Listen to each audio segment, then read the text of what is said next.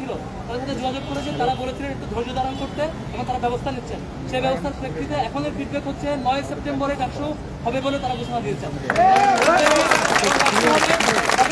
শিক্ষার্থীদের কাছে অনুরোধ করবো, আমরা আপনাদের সাথে আছি ইনশাল্লাহ, ঐক্যবদ্ধ শিক্ষার্থী জোট আপনাদের সাথে থাকবে এবং আইনি কোনো জটিলতা কেউ ফেলতে চাইলে সেখানে আমাদের যে সুযোগ আছে, যে সক্ষমতা আছে, আমাদের সামগ্রিক চেষ্টা থাকবে এবং 9 সেপ্টেম্বরে ডাকসু হবে ইনশাল্লাহ। এই যাত্রায় আমরা থামবো না ইনশাল্লাহ।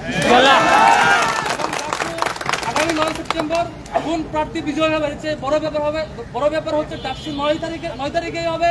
কোন ষড়যন্ত্র ডাকসুকে পেছাতে পারবে না এবং যারাই জিতবে শিক্ষার্থীরাই জিতবে ইনশাল্লাহ। ধন্যবাদ জানাচ্ছি।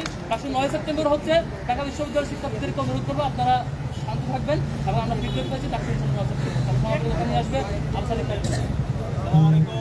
সাংবাদিক বন্ধুগণ, জুলাই বিপ্লবের অন্যতম একটা আকাঙ্ক্ষা হচ্ছে বাংলাদেশের প্রতিটি ক্যাম্পাসে ক্যাম্পাসে ছাত্র সংসদ নির্বাচন হওয়া এবং সেই আলোকে আপনারা দেখতে পাচ্ছেন ইতিমধ্যে বাংলাদেশের বড় বড় ক্যাম্পাসগুলোতে ছাত্র সংসদ নির্বাচনের তাফসীর ঘোষণা করা হয়েছে।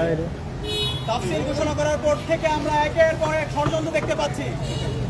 বাংলাদেশে যারা ফ্যাসিবাদ কায়েম করেছিল, পতিত ফ্যাসিস্ট হাসিনা এবং তার দোসররা, তারা পরাজিত হওয়ার পরে আজকে ছাত্র সংসদ নির্বাচন বন্ধ করার জন্য সামনে থেকে এবং পেছন থেকে বিভিন্নভাবে ষড়যন্ত্র করছে।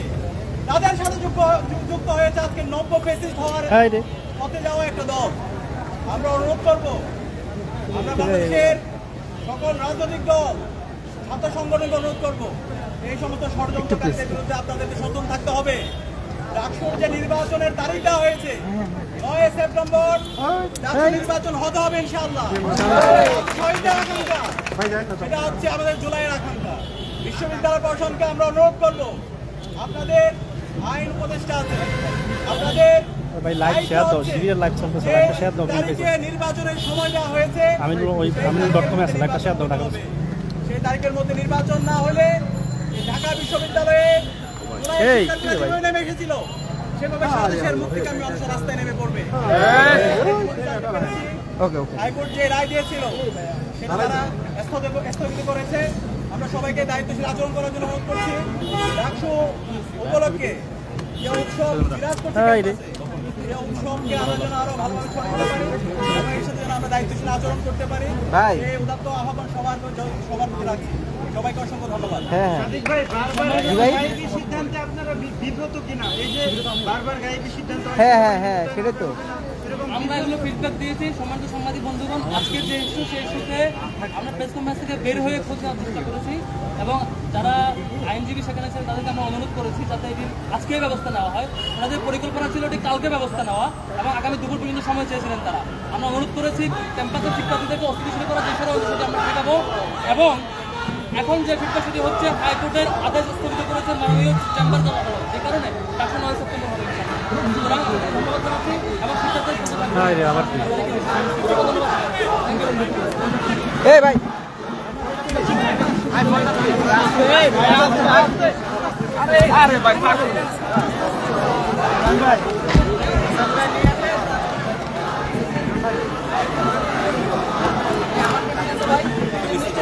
ছাত্রশিবির সমর্থিত প্যানেলের জিএস প্রার্থী এস.এম. ফাহাদ এবং ভিভি প্রার্থী সাদিক কায়েম তারা কথা বলছেন এবং তারা বলছেন আগামী 9 সেপ্টেম্বরই ডাকসু নির্বাচন অনুষ্ঠিত হবে, সংবাদ সম্মেলন করে জানেন। অন্যদিকে যারা রয়েছে তারা সরাসরি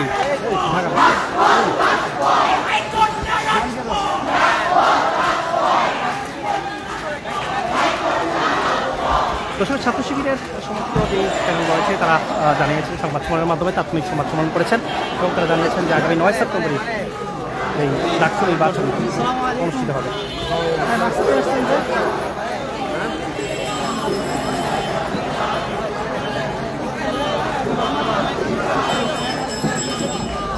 ঢাকা বিশ্ববিদ্যালয় কেন্দ্রীয় ছাত্র সংসদ ডাকসুর সামনে এই মুহূর্তে আপনারা দেখছেন শিক্ষার্থী যারা রয়েছে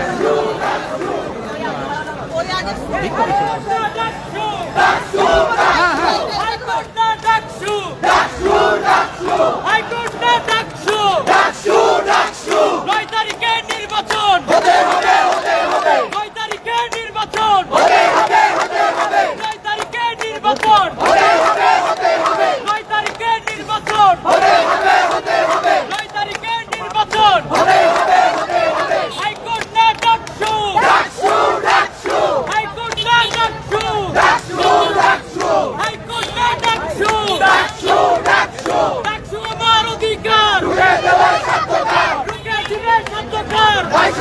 অন্ধকার